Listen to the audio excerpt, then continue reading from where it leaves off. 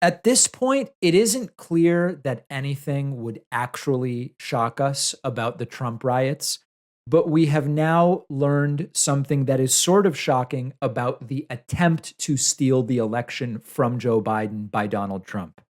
There was a PowerPoint. They put it in writing.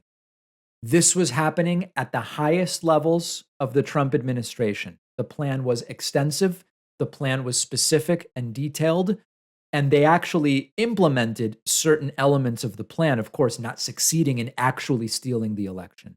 If it weren't totally predictable, it would be surprising, but it does come as a shock in terms of the attack on democracy that this represented. And 4 years ago, we certainly would not have imagined that they would go this far. We knew there was a memo from a lawyer outlining mechanisms that could be attempted to try to steal the election from Joe Biden. But this became a PowerPoint presentation with suggestions such as declare a state of emergency, put in place a different slate of electors. And all of this is relevant because for so long they denied the rumors that they were thinking of declaring a state of emergency, that it was ever a discussion.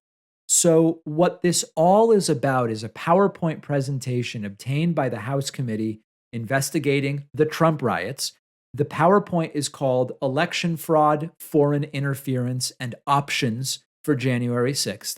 And these are options for trying to prevent Joe Biden from being certified as the winner, which of course he was. The PowerPoint was turned over to the investigative committee by former Trump Chief of Staff Mark Meadows.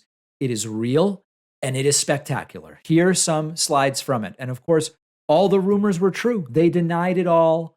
The things we believed they were planning, they were indeed planning. First slide, called Options for January 6th, lists VP Pence seats Republican electors over the objections of Dems in states where fraud occurred. We knew they were planning this. Just Mike Pence says, because there is fraud in Arizona, instead of seating the Democratic electors, we have an alternate slate of Republican electors. Insane.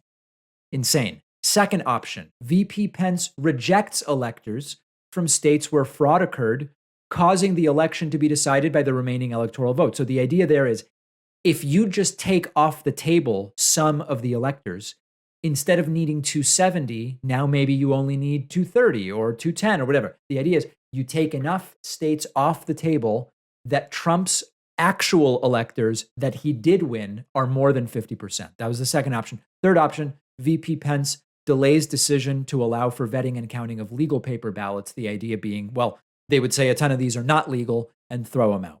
That was a slide for the coup, like a book report, but for a coup. Another slide called Recommendations actually says on it, declare a national security emergency, claim foreign interference and control of voting systems.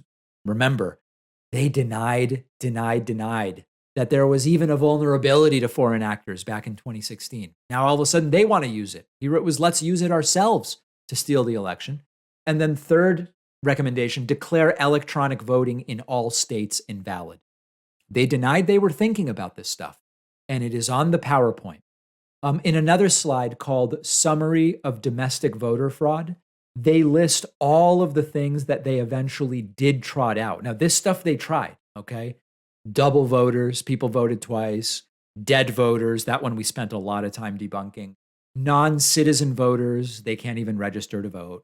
Fake ballots, like just a ballot you make at home, I guess. They list 8 states. They are exactly the states that they talked about: Michigan, Pennsylvania, Wisconsin, Minnesota, Georgia, Nevada, Arizona, New Mexico. They did all of it. This was the game plan. They tried it. Fortunately, they didn't get away with it. Now, they didn't ultimately try declaring the national security emergency, or maybe Trump did and someone stopped him. We don't know yet. We just have to wait. So there's a few takeaways here. Confirmed for the 10th time, they were lying all along about what they were planning, what they were thinking of, what they would be willing to do. It was lie after lie after lie. Confirmation, not surprising. Second, we were right about this being very serious and probably something they're going to try again. Now, we all had a good old time laughing at the wacky stuff, right? Rudy Giuliani's face melting, the hair dye. Sidney Powell, visibly perplexed by her own arguments, oh, okay, I get it. Trump, the big baby, still won't admit he lost all of it. But this is not a game. And when I said last week in my commentary, based on an article that we talked about, the next coup is already being planned. The first attempt was practice for the next one. This is very serious. This is not the last we've heard from this idea. Now, third and last, when does the Department of Justice get involved? Merrick Garland has been very hesitant. I can understand the reasons why he might feel that it would not maybe be good to get involved in this. But how does the DOJ justify not getting involved when every single fact is so utterly insane and dangerous? That's the question that remains. And we can't put our guard down even for a second. If you're having trouble thinking of what to give someone as a holiday gift, check out our sponsor, Shaker and Spoon, the monthly cocktail subscription box delivering the ingredients and recipes for craft cocktails right to your door. They send you everything you need to make the cocktails except for the alcohol. You provide that.